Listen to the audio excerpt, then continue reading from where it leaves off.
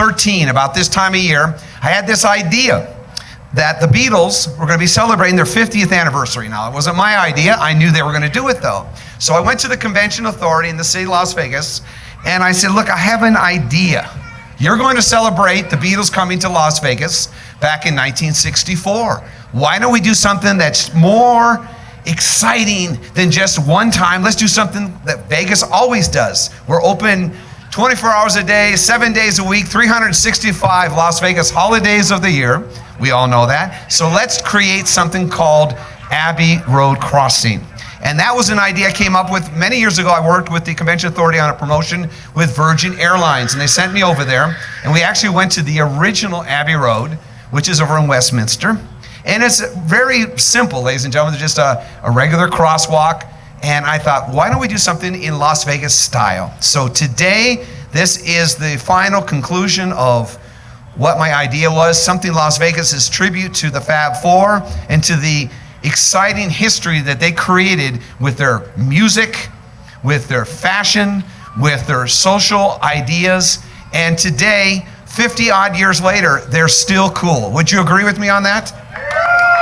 So the Abbey Road crossing is completed. I'll give you a quick scenario of it, what has happened. We originally started with just a crosswalk. We made it in the ladder form. Later on, we added some of the signs that the mayor was here to graciously dedicate back in 2014. We've had them stolen 4 times, so I gotta let you know. We raised them up a bit, and the one that did survive, we put up on the wall here. We had a mural painted of the Fab Four walking across, but we wanted them to walk toward the El Cortez and toward the crosswalk, because in the actual photograph, they're walking away. So that was the reason it's done that way. The colors that are used in the crosswalk stripes represent the Sgt. Pepper album. John Lennon is green. The pink is Ringo Starr, who was very gracious in 2015, March 15, to actually place his hands in cement at our world-famous sign. And we have those handprints right here behind us. So get a chance, see something that's a piece of history that will always be here for you to enjoy. The other 2 colors are Paul McCartney's blue, and finally, the red of George Harrison, one of the most fantastic guitar players that ever existed. Thanks, Paul. From everyone here at the El Cortez family, I just want to thank you all for joining us tonight. We're so proud to be a part of this event, and we want to thank Paul Casey for his tireless work here promoting the Abbey Road crossing. We are honored to have it outside of our doors. And again, we welcome you all here. Thank you so much for coming, and happy holidays to all of you as well. And one day the bosses came and said, you 3 are going to serve this, the 4 rock, part of a rock band called the Beatles. You have to stay with them for 4 days. That's exactly what I did. I was a waiter, and I served them for 4 days whilst they stayed at the hotel. Within 10 weeks, they were a world phenomenon. They were phenomenal people, and it affected me as a kid because I was only 15 or 16, and after that, I wanted to be a rock musician. There was nobody wanting to employ a fat rock musician. So I became a comedian, and I am now fabulous. You know, Lenny's been so supportive of us that we would like to recognize him for being here tonight. And in here, this is glass, so don't drop it. Okay, in here is a very special half-size version of the actual sign. You don't have to steal it this time. Of the actual Abbey Road crossing. Wow. Just for you. God bless you. I'd like to recognize a very, very talented man. He works so very hard on the murals that you see here on the bases of the cement. What happened was that Fernando Reyes came to me, contacted me, and said, I'd like to be involved with your project. We had already had the one mural placed on this wall here at the El Cortez.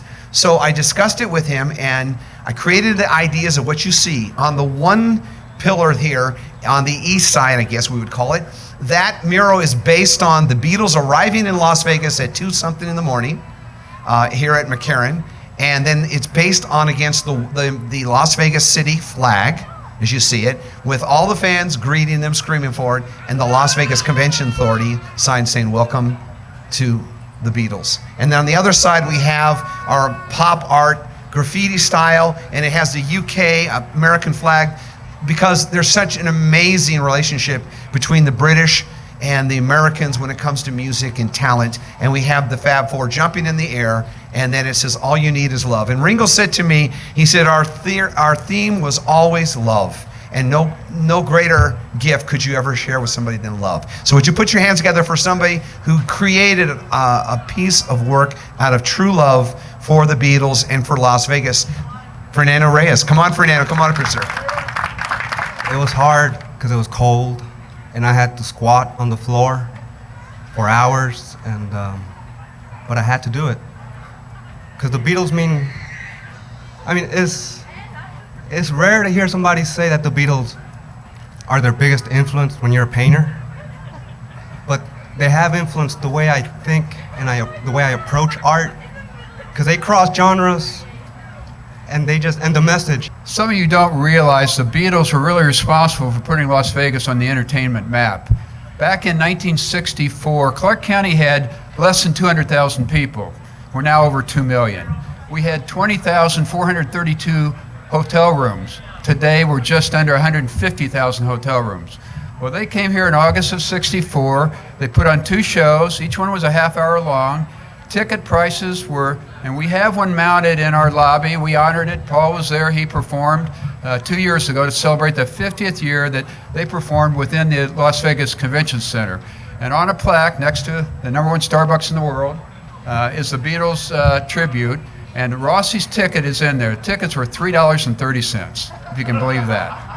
Then we're going to unveil the IMAGINE Mosaic, which came all the way from Israel. It's a 1/9 version of the one in New York City. And would you please welcome Bernie Hamburger? I love this guy. Come on, give him some love. Thank you. Well, anyway, glad everybody's down here to support everything that Paul Casey has done. Let's hear it for Paul Casey. This man works 8 days a week. Ha ha ha. This he's nuts. He doesn't stop. I wish I had a little bit of his energy. Anyhow, I was blessed with the honor and privilege many years ago of meeting the late great Mr. George Harrison, and he found interest in the guitars I created. Well, it's over half a century that the Beatles made their footprint in the entertainment business, and we're still talking about them like it happened last week. 50 years from now, nobody's going to know who all these artists are today. I mean, it's like, you know, like I said, it's Elvis, the Beatles, and not too many others are going to have, make their mark like they did. We are now going to reveal the mosaic over here on the medium. So if I could have Adam, Hugh, Fernando, and Bernie come on over there. I'd like you to meet my wife, my daughter, my son, Milena, George, and Jobina. And we're going to unveil the mosaic. No hell below us, above us only sky. Imagine all the people living for today. James. Imagine there's no country.